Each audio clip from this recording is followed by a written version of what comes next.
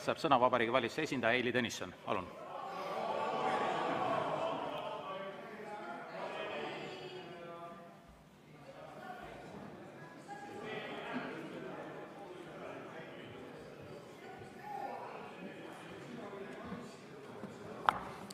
Austatud istungi juhataja, hea Riigikogu!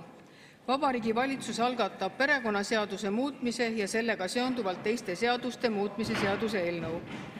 Riigikogus esindab seaduseelnõu menetlemisel Vabariigi Valitsust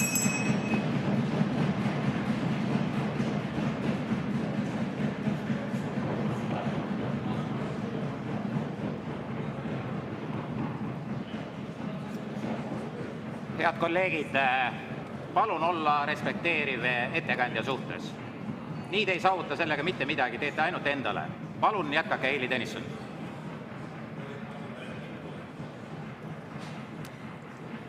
Riigikogus esindab seaduseelnõu menetlemisel Vabariigi Valitsus sotsiaalkaitseminister. Aitäh!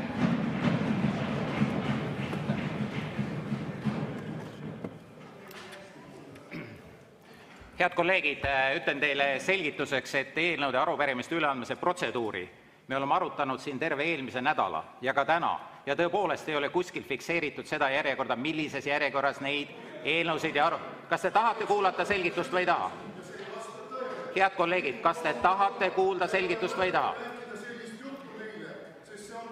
Nii, kui härra Mart Helme segab istungit, siis lähme, kui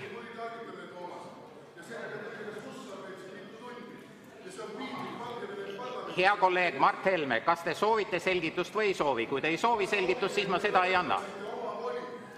Nii, jätkame eelnõude arupärimiste üleandmist. Tanel Kiik, palun. Tanel Kiik, palun. Kas Tanel Kiik soovib anda üle eelnõusid arupärimisi või mitte? Palun, Tanel Kiik. Austatud Riigikogu aseesimees ja Riigikogu liikmed, mul on au anda üle arupärimine Tanel Kiige, Jaak Aabi ja Jüri Ratase poolt peaministrile ja teemaks on opositsiooni tasalülitamine. Sisu on järgmine. Eesti ühiskonnas ja Riigikogus on tekkinud põhimõtteline vastuseis Eesti Reformierakonna, Erakond Eesti 200 ja Sotsiaaldemokraatliku Erakonna valitsusliidu plaanile kärpida alles mõne kuu eest tõstetud peretoetuseid ning kiirkorras läbi suruda laiaulatuslikud maksutõusud, millest enne valimisi ei räägitud. Seetõttu on juba nädal aega olnud Riigikogu tavapärane töö selgelt häiritud ehk toimunud obstruktsioon. Riigikogu opositsioonierakondade fraktsioonid on selle aja jooksul esitanud mitmeid kompromissettepanekuid olukorra väärikaks lahendamiseks, kuid koalitsioon pole kahjuks ühtegi neist vastu võtnud. Selle asemel on valitsusliidu esindajad asunud hoopis rääkima opositsiooni tegevuse, tsiteerin, jõuga lõpetamisest. Seda oleme täna nüüd ka näinud. Eeltoodust tulenevalt palume peaministril vastata järgmistele küsimustele.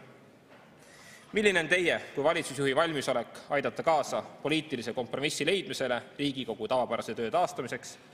See eeldab ju selgelt ka koalitsioonipoolseid järeleandmisi peretoetuste seaduseelnõu osas. Teiseks, valitsusliidu tegevusprogrammis on järgmine punkt. Koalitsioon võtab eesmärgiks Riigikogu ja üldise poliitilise töökultuuri parandamise. Kuidas teie hinnangul aitaks jõumeetodite kasutamine opositsiooni vaigistamiseks kaasa selle eesmärgi täitmisele? Kolmandaks, miks olete seni pidanud Reformierakonna fraktsiooni poolt obstruktsiooni kasutamist parlamendis igati paslikuks, kuid nimetate praegust olukorda põhiseaduslikuks kriisiks? See mõjub avalikkusele topeltstandardina. Neljandaks, milline saab teie hinnangul olema Riigikogu 15. koosseisu edasine tööõhkkond ja tulemuslikkus, kui valitsuskoalitsioon otsustab praegu tugevama õigusega opositsiooni tasa lülitada? Aitäh!